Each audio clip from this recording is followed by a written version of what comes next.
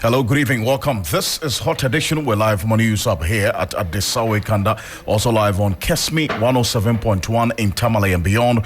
We're live on W93.5 in Wa and beyond. We're also streaming all across the world on 3news.com. We're streaming live on Facebook at 3FM 927, also on X at 3FM 927. You can log on to Facebook right now and get to see the stream and everything that's happening in studio. You can share your thoughts as well on the issues we're going to be talking about here for the next 60 minutes here on Hot Edition on 3FM 92.7. I am Alfred Ocansey. Coming up, the Economic and Organized Crime Office, EOCO, begins investigations into Cecilia Abna-Dapa's case after it confirmed receiving the docket from the Office of the Special Prosecutor.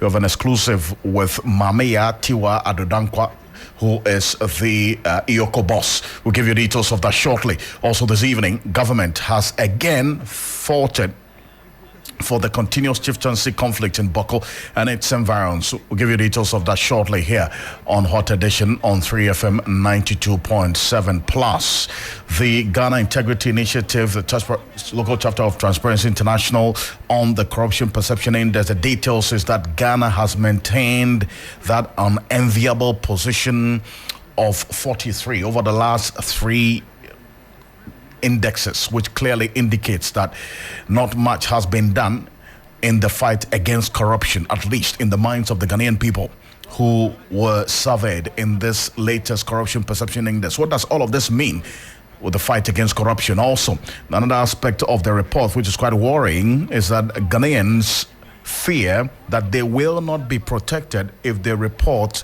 acts of corruption that they are aware of, and that's a big issue that we're taking out of the Corruption Perception Index. The details released here on Hot Edition on 3FM 92.7. Later on, the Ghana Chamber of Telecommunications will, after tomorrow, that's February 1, begin to block accounts of all mobile money transfer agents not linked to the Ghana card or the tax identification number. We have details for you, plus the latest in business, sports, and entertainment coming up over the next 60 minutes here on Hot Edition on 3FM 92.7. Welcome.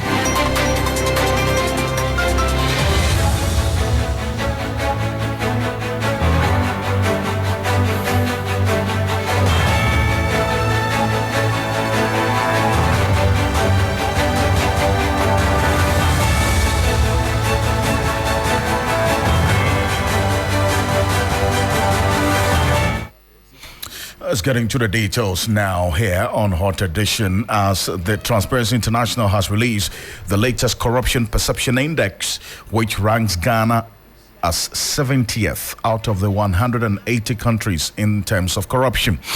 The corruption in terms of the country specifics scored 43 out of a possible 100 score, which is the same score since the year 2020. So what this means is that since the year 2020, we have been scoring 43 out of the possible score of 100. That is 43 over 100, which is a fail. From 2020, 2021, 2022, 2023, we've been scoring 43.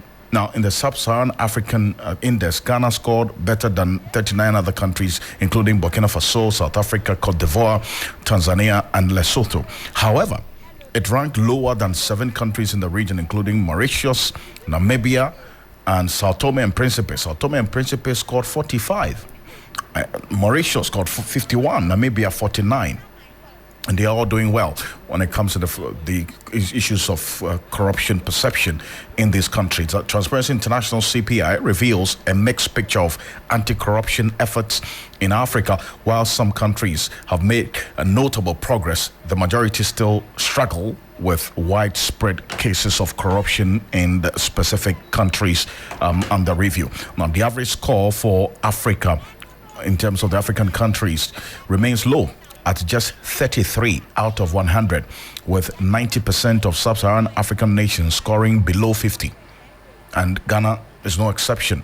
There's another theme: corruption and justice. The Corruption Perception Index for 2023 shows that Ghana's stagnant score reflects a global trend of failed justice systems, which in turn allows corruption to flourish. Now, if you recall, the connection between the country's CPI score and its performance in the Rule of Law Index, published by the World Justice project also is particularly striking. In 2015, Ghana scored 0.60, that's 0.60 on the rule of law index, ranking 34.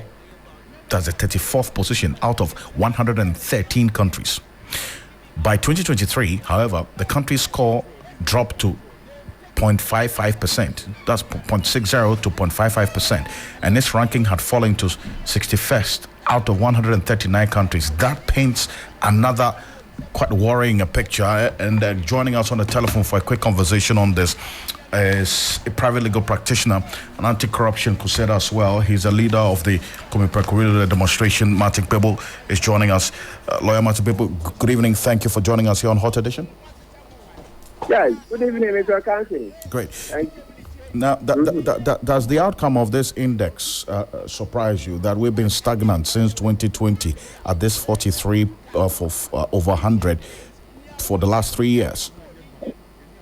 At all, it doesn't surprise me as such. If anything at all, I thought we would lose a point or two.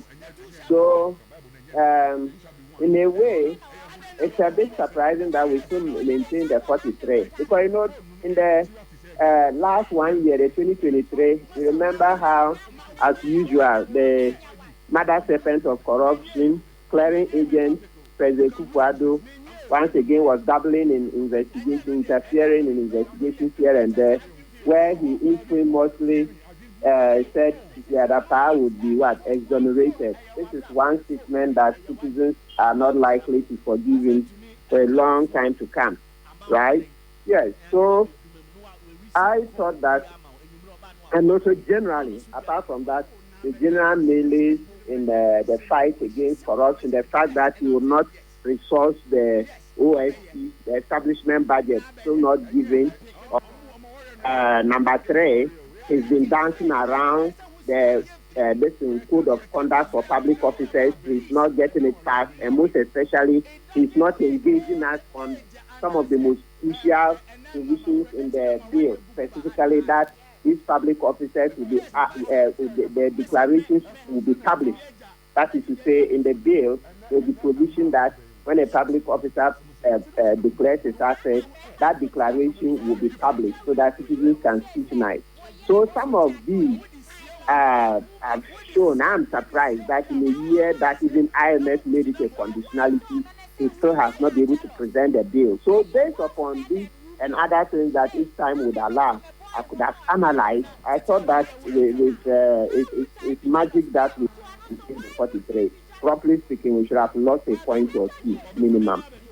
One worrying aspect of this CPI, I mean, this index, beyond the poor showing that Ghana has been captured in the fight against corruption, is the fact that whistleblowers, that is the Ghanaian people who even know about acts of corruption, say they are afraid to report these acts because they are not assured of their protection or the concealment of their identity. I'm thinking that we have a Witness Protection Act, we're talking about the Whistleblowers Act, that assures or is supposed to assure whistleblowers of the concealment of their identity and some level of protection when they give information about acts of corruption and other related crimes to state agencies. But then citizens are not convinced that they're going to be protected. That's worrying, to say the least, is it not? Yes, it's very worrying. And in practice, it's not different. Some years ago, I had to deal with an aspect of a case where a whistleblower blew the whistle, and the state was able to uncover huge corruption. Yes, his percentage was 10% at the time. In the amendment, now it's 20%. That's the Act 1103. Now, when a whistleblower blows and then the state is able to recover some money, etc., he gets 20% of the amount recovered or proceeds obtained from the sale of the confiscated assets. Okay. Sorry. So the 20%, what I mean is that the protection now under the current law than before. And so those that practice where I saw that the whistleblower didn't get what he due him, It's something that gives me a practical example, and that is why I share in the fear by other whistleblowers that the system doesn't protect them enough. Because if even money, which should just be paid, because the state didn't even have that money was going elsewhere. People have stolen the money, and somebody comes to report, and then you have to give him a cut, and the state is not willing to give him.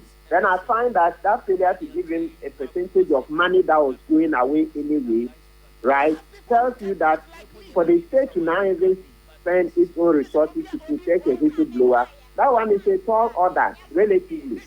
I hope you get the point. Yes. Because in your country, somebody was stealing state money. So the state didn't even know that the person was stealing. And the whistleblower came to report. And the state was able to recover this money that was going elsewhere. And the state has difficulty giving him the percentage. I've forgotten the percentage. It's been a few years now, since 2018, what he was required to get at that point. They didn't give it. So from that example, I see that then it will be more difficult for the state because it is not willing to fight corruption, to spend its own resources to protect a whistleblower. That's the thing. You say, because under the law, when the money is recovered, 20% has to go into the whistleblower reward fund, right? Then the 80% shall be paid into the consolidated fund. So this 20% that goes into the reward fund is what people usually don't want to spend to give the whistleblowers, etc. And so that also gives the impression that the state is not willing to give other forms of protection as well. Yes, that is it. And you see, you can also take a cue from the Cecilia Dapa case. You see that with the comments Etifuado made, it just tells you that this is a government that is interested in shielding its own rather than exposing corruption. Otherwise, Etifuado wouldn't have come to do that. So that comment even makes further sense, a chill down the spine of would-be whistleblowers. And this is not the only time. For all the other times that he's cleared people, the real meaning is sent to citizens is that, hey, even the president is protecting his appointees. So if you go reporting, you'll be incurring the wrath of the president. And for the average citizen, he's not interested in incurring the wrath of the president who is bent on clearing his appointees. So you see how this work together to send a chill down the spines of would-be whistleblowers. And then they just say, okay, no, then we will not do it.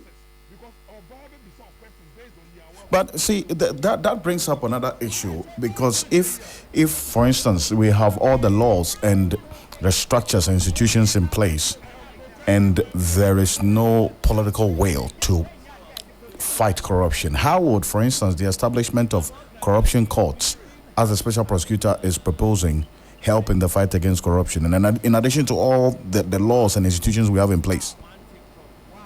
Good. So that's a good question. It will help. Mr. Counsel, let's quickly give some information. I've grabbed my whistleblowers as one of the new provisions that help to improve the bad situation I was talking about. That's at least on paper. It is the matter of the reward. So now 10%, and that 10% must be paid within 14 days after the payment of the money into the fund. So remember, if we recover the money, let's say 10 million Ghana, if that's what is recovered from the whistleblowing, then 20%, that's 2 million, must be paid into the fund.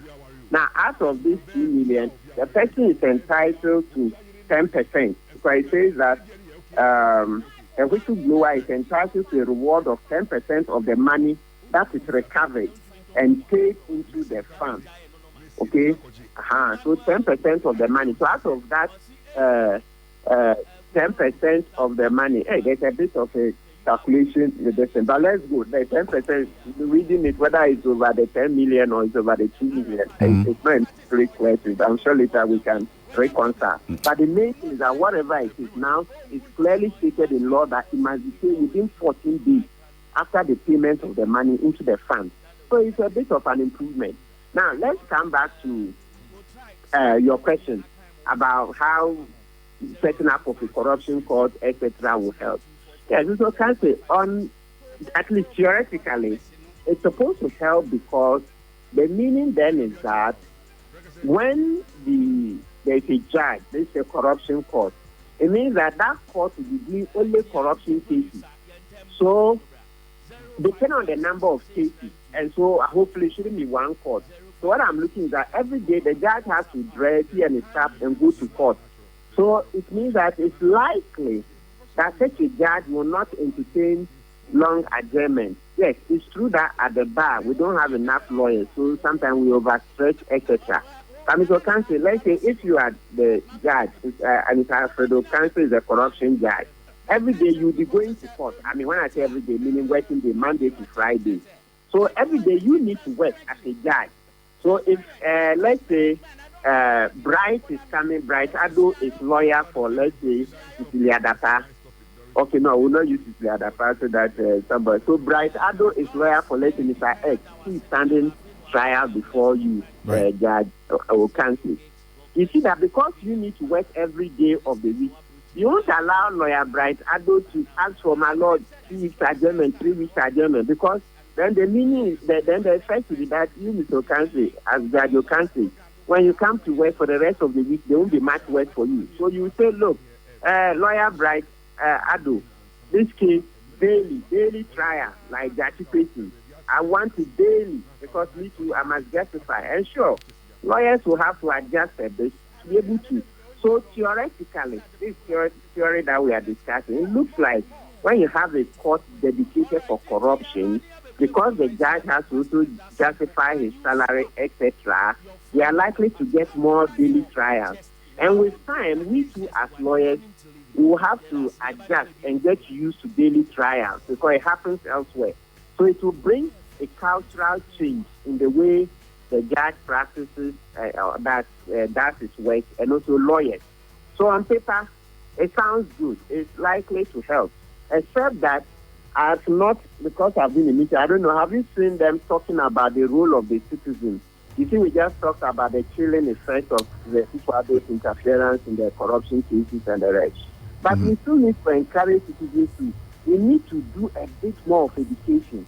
Look, Mr. Ocansey, I have before me here, I've been reading in the last 2 weeks, the Oleni Commission report. When we say Oleni Commission report, briefly, it's on corruption, so that we do a bit of education.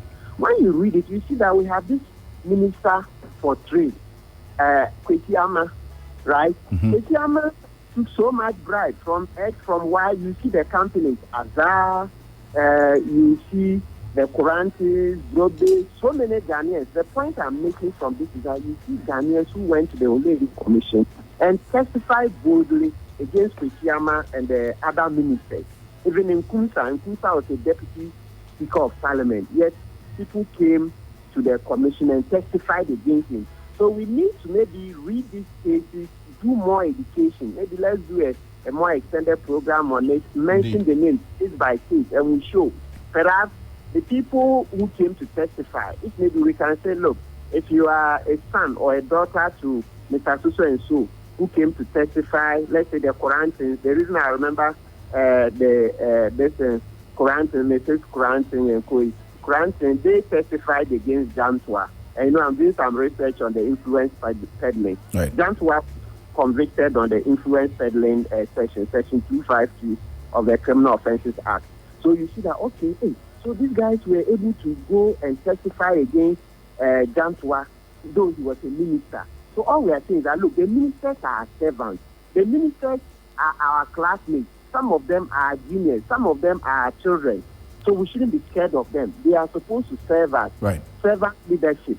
So if we keep preaching this and explaining, right, it will hopefully give people confidence not to be scared. Minister, even the president is our servant. Except Ben Kufuor has decided to make himself very corrupt and put himself above us. He put his brother Ufuriata to be making money from all the loans with this contract for the Ufuriata family. That's a shame, but that still doesn't mean that they are above us. They are servants. So if citizens are empowered with our history, that, look, people have always testified against ministers and even presidents, and those people, nobody killed them. They have relations, they have sons and grandchildren who are alive. Maybe it will encourage us to come up. Indeed. And we're going to have a bigger conversation, as you indicated as well. This is a build-up to a bigger conversation going forward. Lamatibebo, thank you very much for your time, as always. Appreciate you. You're welcome. Martin Bebo is private legal practitioner joining us on the telephone. Let's say a bit further on this corruption perception index and the local chapter of Transparency International Ghana Integrity Initiative. They released this report today. Thankfully, we have the executive director of the Ghana Integrity Initiative joining us, Mary Ada. Madam Mary Ada, good evening. Thank you for joining us here on Hot Edition. Good evening, Alfred, and good evening to your cherished listeners. Thank you for having me. As always. And Ghana has scored 43 again. This same score since 2020. Whenever this index is released, government's immediate reaction is that this is a perception index, less of reality. So it's not the most potent means of measuring the fight against corruption. Will that position suffice? Alfred, let me begin by saying that in our society, the relatives within which we operate and live are based on the daily occurrences and what we see. And these fuel our perceptions. So in most of the instances, you would realize that what we say is perception is actually somebody's experience, and it's for us.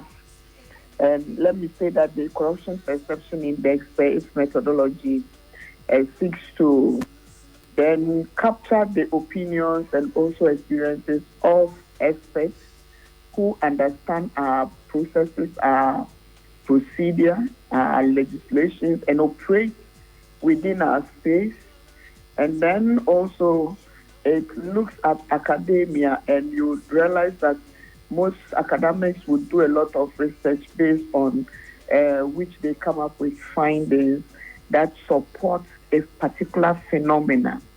And so you would realize that the nebulous nature of corruption perhaps may make one begin to say that it is perception-based, but we all know that this is a hidden activity between two consenting people, sometimes not two consenting, but one would have to do something to get the other to facilitate the process for them. So what we see, or what governments may wish away as perception, is actually not the case. And the sooner we appreciate that and look at what we should be doing to change the narrative, the better for us as a country. But you see, corruption, as you indicated, had to prove hidden activity. But there are countries that have put in measures, Mayada, to ensure that the sunshine clause to expose corruption is strong, is potent, and is effective. Institutions are not just established, but they're actually resourced and strengthened to fight corruption. Can you say that for Ghana? From the evidence, you cannot say so totally. We're doing one of the reviews for a multi-country survey currently, and looking at the anti-corruption laws. In our engagements, we realize that in Africa, we do not come near some of the best practice examples. And so, just like the United Nations Convention Against Corruption has indicated, that the nebulous nature of corruption makes defining the concept difficult. For that matter, let's look at the various instances that constitute corrupt behavior. So you are talking about bribery, you are talking about fraud, you are talking about all the indicators: influence, peddling, facilitation, abuse of office, abuse of power. You are talking about all those and encapsulating those in legislation. Unfortunately, ours is not the case. And so it becomes very limiting, and you won't be surprised that the Office of the Special Prosecutor would find it difficult to sometimes substantiate some of the allegations that come before him. If our laws are not as weak as they are as we speak, we say we have laws, yes, but some of the laws have gaps which need to be spoken to, because if you are talking about corruption and you do not bring in issues of influence, peddling, unexplained wealth, and others, then we are not exhaustive enough. So you would realize that we have gaps, and those gaps make corruption fighting very difficult. And I believe from the systemic point of view that the system benefits from these gaps, and the system have not worked in any way to ensure that we remove these gaps, to ensure that we fight corruption effectively as a country. See, but this government talks about, being the government to have allocated the highest budgetary allocations to institutions meant to fight corruption. The president says his government is the government that has had most of its appointees investigated and so on and so forth. Now, how come that does not reflect in this index? It's interesting. The corruption perception index is rated over time, and so whatever actions you take will certainly reflect as time goes on. However, if these actions we mentioned do not in any way get the attention we are talking about, or they are not effective, those who utilize the system get to know the gaps and they talk about these gaps. We comprehend them. We know for a fact that there are challenges with some of the systems, the internal controls, efficiency, effectiveness in public sector.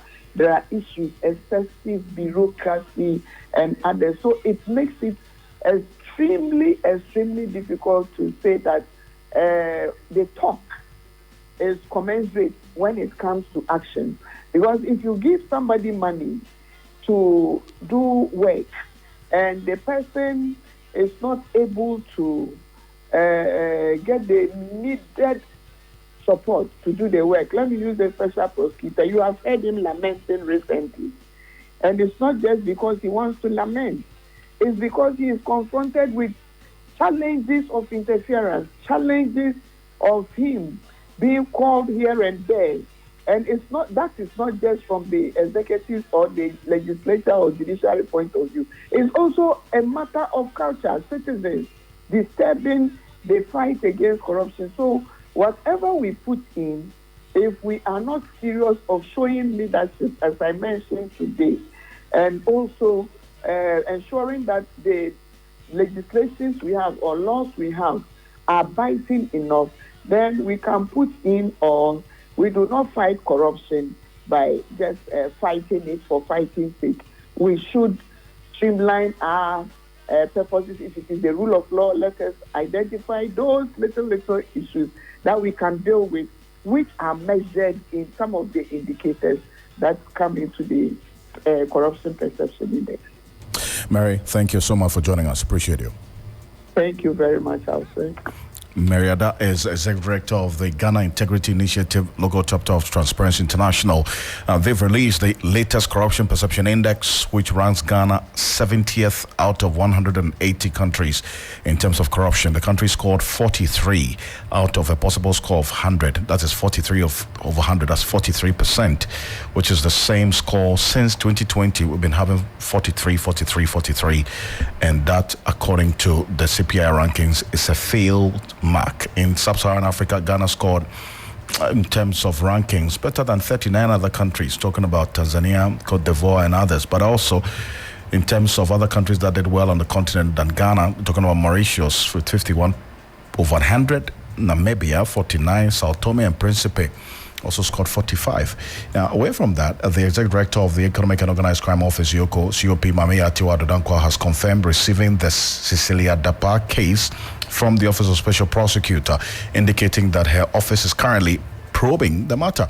The confirmation comes days after the Special Prosecutor, Kisi Jabeng, at a press conference told the public that his investigations concluded that the stashing of huge sums of foreign currency and local currency in the homes of former Sanitation Minister Cecilia Dapa amounted to money laundering. The Special Prosecutor did not say whether or not his office found any corruption-related issues with the millions of cash in Cecilia Dapa's home, but said IOCO was the best institution to handle the case going forward. Listen to what Mamia Tiwa Adodankwa told my colleague Beatrice Edu when the question was posed to her. Had been handed over to your office. Can you confirm receipt of the case? I confirm that. Okay. So that is all. But do you have any preliminary comment on it? I have that, and we are now reviewing to at the appropriate time we'll speak about it. Before that, though, before the OSP took the case up, would you say that it was something that had come to your attention? I don't know what is on the docket, so I'm not well briefed on that, so I don't want to make any comment on it until we review and then we'll look at it. Maybe at the appropriate time we'll speak to you. That's excellent. But in the midst of that, you also know that the Fourth Estate, Manasseh, SML and all of that, do you have any information on that? No, I don't. Okay, but is this something that you were interested in taking it up before Manasseh came up with it? You see, I don't talk about things that I'm not well briefed. If you want to talk about any other things, fine, but not on that. Because we've just, even before, the most important thing is that he has handed over, but I don't have any more thing to add. I mean, you have a very important role as the executive director of IOCO. Listening to the figures on corruption and all of that, aren't you concerned as an institution that is supposed to be investigating crime and all these issues? Every Ghanaian is concerned. You are concerned. I am also concerned. Everybody should be concerned. And what do we have to do? We must all put our hands together and we must fight whatever is happening us. That is what I can say. Fine. As a Yoko boss, Mami Atu Adedankwa there. Talking to British also live here on Hot Edition on 3FM 92.7, also live on Kesmi 107.1 in Tamale and on W93.5 in Wa. Talking about Wa, I've been joined on the telephone by the Member of Parliament for the Wa West constituency, Honorable Peter Lanchani Tobo, joining us for a quick conversation on this development because the Upper East Regional Security Council has begun an enforcement of a temporary ban on the riding of motorbikes in the Binduri district as the Boko conflict continues to spread to other parts of the region. The crisis has lingered for years, resulting in the loss of lives and property due to the inability of governments, past and present, to resolve the matter.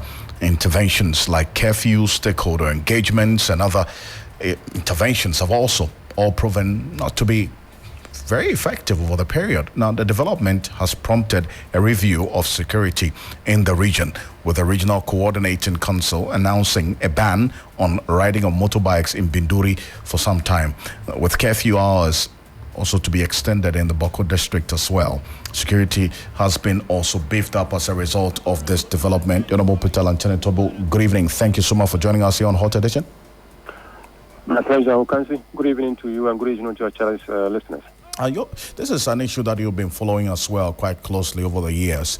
Now, some of the incidents of crime that we've seen recently happened within the curfew hours. How much of a difference will the review of the curfew make to the changing dynamics of this Boko conflict?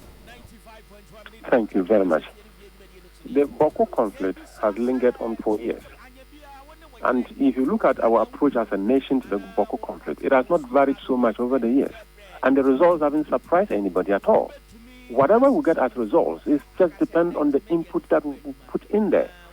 Input, output. If you don't like the output, you just check your input. What we've been doing over the years, the presence of heavy security in Boko, as militarized as it is today, is just to provide a stopgap measure to de-escalate the conflict, prevent it from getting to another level that would be beyond imagination. That is what the police and the soldiers are there to do. Please, the police and the soldiers are not there to keep peace. There is no peace in Boko to keep. What they are there to prevent conflict. What they are there to do is to de-escalate the conflict. Stakeholders, very relevant stakeholders, that must search for the peace of Boko so that men and women in uniform will keep that peace and water it to blossom are the people that I'm going to mention. You talk about the National House of Chiefs. Let's talk about the National Security Council. Let's talk about civil society organizations. And of course, if you look at some other, you have the Boko Inter-Ethnic Peace Committee that is promoted by civil society groups like WANEP. I'm talking about the National Peace Council. I also talk about the National House of Chiefs. If you put all this together, we are in a democracy, and in a democracy, we talk about civilian authority. The president is the commander-in-chief of Ghana Armed Forces, but he's not just commander-in-chief of Ghana Armed Forces. He's in charge of the economy. The president is in charge of every facet of our society as a president. So if you limit the problem of Boko to a security-related matter, You prescribe security-related solutions. But the problem of Boko is beyond mere security. The security people are there. Now we have a 11th mechanized battalion. Boko is a police division. So if you put the mechanized battalion together, the police division, you have a heavily militarized environment. But has that given us the solution? No, it is telling us that we need to look beyond what we are doing. We need to be more creative. We need to look for other solutions apart from what we are doing now, or else tomorrow we will get the same results. As for curfew, if curfew comes, it's normal within security operational architecture. You bring the curfew in place and you're able to tone down matters and investigate to find out what went wrong. And you advise policymakers. It is a duty of policymakers to look at what can we do to nip it in the bud. Every conflict is just like a tree. We have the roots, we have the stem, we have the branches, we have the leaves. All the time, what we do is to be pruning the tree, cutting off the leaves. And when you cut off the leaves with some time, you think that, oh, the solution is over. It springs up and blossoms, and the conflict continues. If you cut out the branches, it will come back again. What are we looking at? Should we have the bold step and be willing enough to look at the root cause of the Boko issue? The root cause is Boko issue. All of us know. It is chieftaincy. And all of us would say, oh, the Supreme Court has ruled. It's no longer a chieftaincy matter. The ruling is on paper. Whatever it is on paper. But in the heart of the people of Boko, in the heart of the Mamprusi people, in the heart of the Kusasi people, the matter is still a chieftaincy-related matter. That is the truth. So until we go that deep and understand that probably colonialism has had an impact, partisan politics has had an impact, our delay in resolving or nipping the conflict in the bud has given it a long age and is growing complicated. All these matters, when you put it together, we need to sit down at the round table and give Boko a national picture, give some timelines, allow some transparency, and be able to propose some solutions to the Boko conflict. Or else, one day, like joke, as it grows older and older and gets more complicated, it will not help this country's security. Give Boko a national picture and national attention for that matter. Would you say that over the period, we've seen traditional leaders, revered traditional leaders, been tasked to lead the process of dialogue in this Boko conflict? Should that continue? And if it should, in what form should it take so as to produce different results? I think that it is a traditional matter, and limiting it to just traditional authorities will not help. I appreciate the fact that traditional authorities are taking interest in what belongs to them. But truth be said, there are some of the traditional leaders, even within the National House of Chiefs, who probably have similar challenges within their own jurisdictions. So you are going to have some moral challenges. What is your moral classification? If in your own jurisdiction you have a similar thing, what have you done about your own? And you come to talk about mine? So sometimes at least it's good for them to give us some advice as what to do.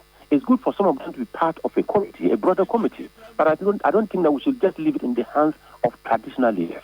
It is a traditional institution, and we ought not to even constitute a committee of traditional leaders to look at it. If they themselves knew that this is our institution, and if the institution is challenged, we should stand up on our own and propose on solutions and let government give us backing. It is not even for government to come telling traditional leaders, please, can you look at what is happening in Boko?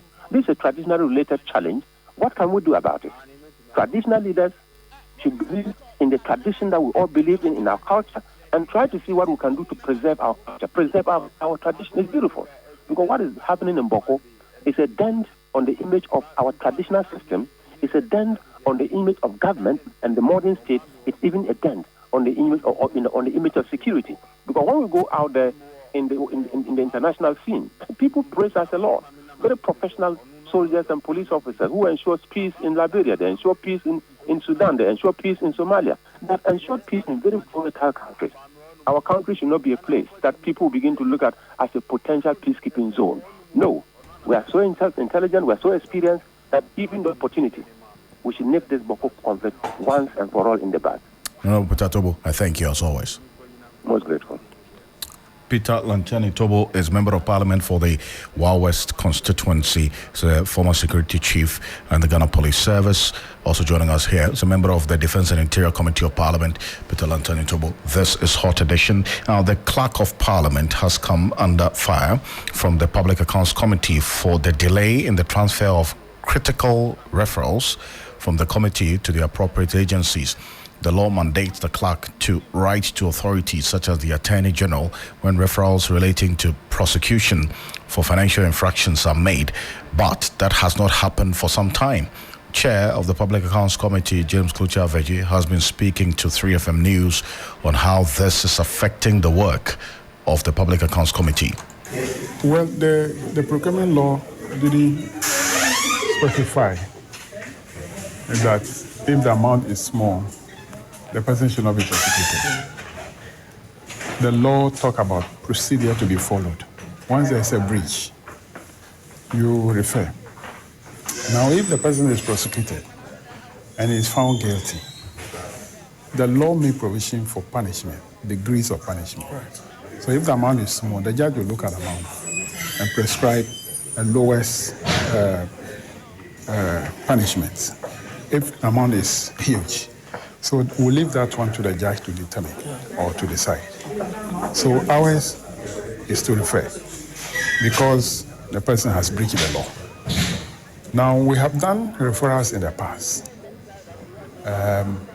which even involve huge amount. For instance, Senator Manufacturing Company, where there was sole sourcing to the tune of millions of dollars. We have made those referrals to the Attorney General for prosecution. But the procedure in Parliament is that whatever decision is taken on the floor, when our reports are adopted by the House, it is left with the Clerk of Parliament to communicate this decision to the appropriate authority that need to take action. So all the referrals were made in the past in our reports have not been communicated to the Attorney General. So we are actually asking the auditor, the Clerk to Parliament to communicate these decisions to the Attorney General with the speed that it deserves, so that the Attorney General can commence actions on all these we have recommended for prescription. When we do that and they are found guilty, the law will deal with them. As chair of the Public Accounts Committee, James Klucha-Veggie there. And the Ghana Chamber of Telecommunications will, after tomorrow, begin blocking accounts of all mobile money transfer agents not linked to the Ghana card or the tax identification number 10. The chamber, in a statement, said it has had extensive coverage with the Ghana Revenue Authority to implement this directive from February 1. For more on this particular one, we're going to be engaging the president of the Mobile Money Agent Association shortly, but also we've been speaking to some members of the general public, including mobile money vendors, on this latest development. It's not a good move because most of the SIM cards were bought from, because it will end up you blocking the person's SIM card because the person cannot link their Ghana card to the SIM. You block it, and then if there is any fund on the SIM card, that person is going to lose the money as well. Oh, yeah, the PAMum. In terms of like when they are about Wednesday, Wednesday, I'm the buyer. Now I'm say next week. In terms of do, I the in terms of. Many are media, because my man is media by in terms of do. And you'll be on the Binyada, Japan, and any pound for also. And seeing the community office once where you bubbles, when much will be someone as a mucho. Oh, I'm Bambamu, like Omubo, like in terms of. So, me, I say, my name says association for one.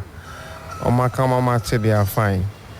But me, I say, and I say, I know couple made it happy because my year, me then my link to Ghana card into many problem there.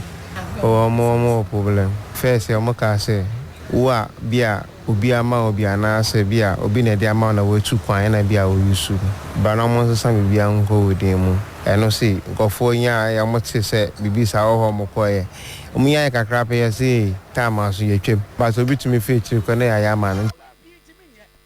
So you heard some of the mobile money agents talking to us there. Let's have a quick conversation on this. The president of the Mobile Money Agents Association joining us. So a quick conversation on this matter. Thank you very much for your time here on Hot Edition. First of all, let me find out if Mr. Delabochi, you first of all received this directive from the Chamber of Telecommunications. Okay. Alfred, good evening, and good evening to your listeners and then your viewers as well. I want to say we had a meeting with our principal. When I say the principal, that is MTN, 17th of this month. So we discussed extensively on this particular development. So I would say it's not a new thing. And I can tell you that we have educated our members accordingly. So even though this is something that we may wish for an extension, but it's something that has come and we have talked about it for several weeks and several months. So it's not a new thing, to be very frank. So is that to say that not all of your members have linked their Ghana card to their SIMs and then also the TIN numbers?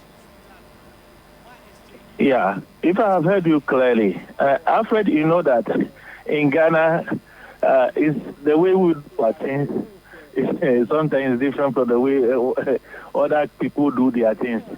You realize that even as at now, people are not even having the Ghana card. And now Ghana card has become the only document that you can use for every transaction when you go to the bank. And by asking me whether everybody in Ghana is having a Ghana card, it's no. And so we have other challenges that if you, I want to say that there are people who have bought some of these things from other friends, family friends, colleagues, and they have been using it for all this while. Yes. And they have invested heavily into this business. So, and there are people too, when they open a bank account with different names, and then that name is there, which is a legitimate name, then now they have a Ghana card, they have a separate name. Assuming I'm called Dela Dangstan Abusi. So I can, the previous ID card that I used was a voter's ID card, and then I have Dela Abusi on it. Okay. So if I have used that name to open a bank account, and now with the Ghana card that I have, Dela Dangstan Abusi. So what you're trying to say is that there are challenges that you expect that it will be addressed before this directive is implemented, correct? Hello, please. I was saying that because of these challenges you're outlining, you want them to be addressed, your members, those who don't have the Ghana card, to be given. Yeah, so okay. We want to say that what are the provisions that are made for these people? So this thing should be a collaboration with the network providers, that is electronic money insurance, those who do this mobile money business, and all the others. I appreciate you. Thank you so much. Dela Bochi is president of the Mobile Money Agents Association of Ghana. This is Hot Edition. Right after this quick break, we have business with Michael Ogudu. Stay with us.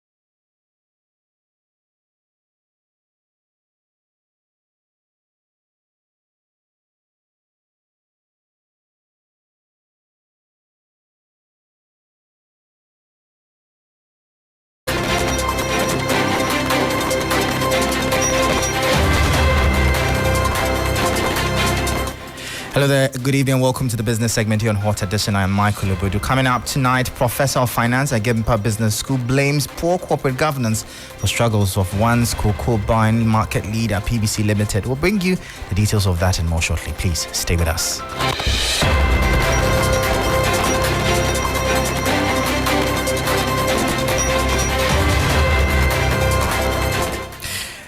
Well, thank you for staying with us. Into our top story now. Professor of Finance at the Gimpa Business School, Professor Ebenezer Bugianafo, has blamed poor corporate governance for the struggles of one's cocoa buying market leader, Produce Pine Company, PBC. A consortium of banks confiscated some assets of PBC after it secured a court order to sell some of the company's assets over non-payment of debt running into more than 300 million cedis. PBC's market share declined from 30.88% in 2016 to 8% in 2021. Professor Anafo says poor management practices and corruption are the reasons for the company's woes. This situation they have found themselves is as a result of very poor corporate governance, or not adhering to the principles of good corporate governance. The truth of the matter is that all the monies that they borrowed from the banks to buy cocoa and other operational issues, not all the monies were used for the purpose for which they were borrowed. That was Professor Ebenezer Bugianafo. He's a professor of finance at Gimpa Business School. Finally, Vice President of Imani Africa, Bright Simmons, fears the next government of the country would have to implement harsh economic policies for economic recovery.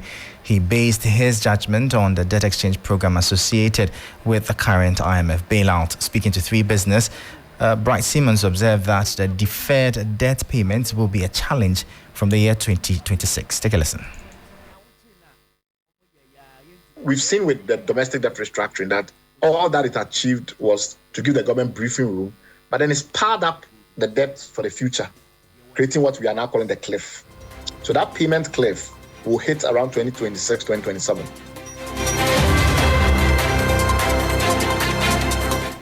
That was Vice President of Imani Africa, Bright Simmons, bringing an end to the business segment here on Hot Edition. For more business stories, please check out our website. It's 3news.com. I am Michael Obudu. Thank you for listening. As always, please stay safe. Up next, the sports, and Uruku is on standby with the details.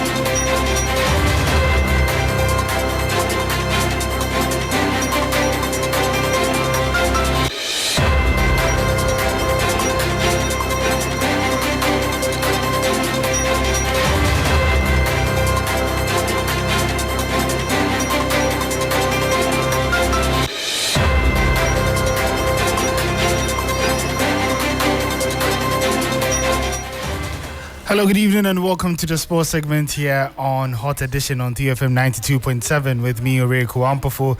Now, before we get into the stories, just by way of update, the round of 16 of the Africa Cup of Nations concludes today. The final 2 matches will be played in Ivory Coast, the first of which is still ongoing and is halftime in the game between Mali and Burkina Faso.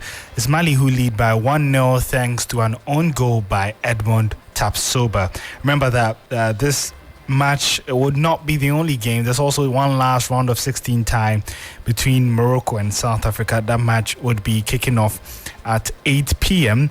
And so you do want to make sure that you stay ready for that one. I think it would be a brilliant game. But let's head to more stories where Pochettino says that Christopher Nkunku and Malo Gusto should be fit enough to be in the Match J squad for the game against Liverpool on Wednesday. News that can be involved. I see Malo Gusto and Christophe can be on the squad for tomorrow. Travel with us, with the team. That is a good news. And see, always always we are waiting for the last moment is some surprise, but at the moment, yes, it's good news to have recover 2 players, and see if maybe why not to arrive Nico Jackson. Well, Jackson could also potentially be in the team, especially after Senegal were knocked out of the Africa Cup of Nations.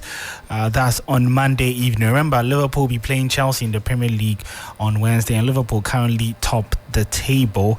But before we go, just an update from Jurgen Klopp, where he's already announced that he will be leaving Liverpool at the end of the season. There's been rumours that a number of players might not be extending, one of which is captain Virgil van Dijk. But Jurgen Klopp was quick to dismiss that and says that the players do love the club. Have time to do everything. These players love to be here. Don't forget that. It's not that they are out on 1 foot out. That they want to know a little bit about perspective, but that's there and it will happen, and it will happen especially behind the scenes. And the only annoying part is you, because everything is. Well, that was Jurgen Klopp, and that's how we'll be wrapping up the sports segment here on Hot Edition on 3FM. My name is Uri Kwampofo. Up next on the bulletin is Akofa with entertainment.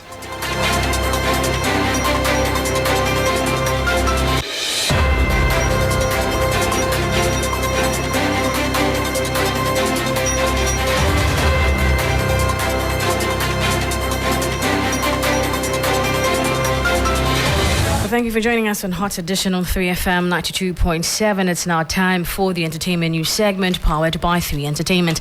My name is Akofa. Let's start with legendary singer-songwriter Joni Mitchell, who graced the stage of the 66th Grammy Awards on Sunday, February 4, as a performer for the first time at age 80. Now, the Recording Academy made the announcement in the news release, adding the 9-time Grammy winner to a star-studded performance lineup that includes Dua Lipa, Burna Boy, Billie Eilish, Olivia Rodrigo, Travis Scott, U2, Luke Combs, and Billy Joel. Now, Mitchell is a nominee in the Best Folk Album category for her 2023 live album, Joni Mitchell at Newport. Now, the album documents a surprise return to the concert stage at the 2022 Newport Folk Festival in Rhode Island after 20 years away, according to the Recording Academy. Now, the iconic Canadian experimental artist, who was inducted into the Rock and Roll Hall of Fame in 1997 and won a Lifetime Achievement Award at the Grammys in 2002, is best known for 1970s hits such as Big Yellow Taxi, Blue, Amelia, and Woodstock. That will be all the entertainment news here on Hot Edition, powered by 3 Entertainment. My name is Akofa. Thanks for your time. Yes, and Akofa, thank you very much for the entertainment news. There's more news on 3news.com. Make some time and visit 3news.com. On behalf of the rest of the team, I want to say thank you so much for staying with us here on Hot Edition. I am Alfred Ocansey. The drive continues.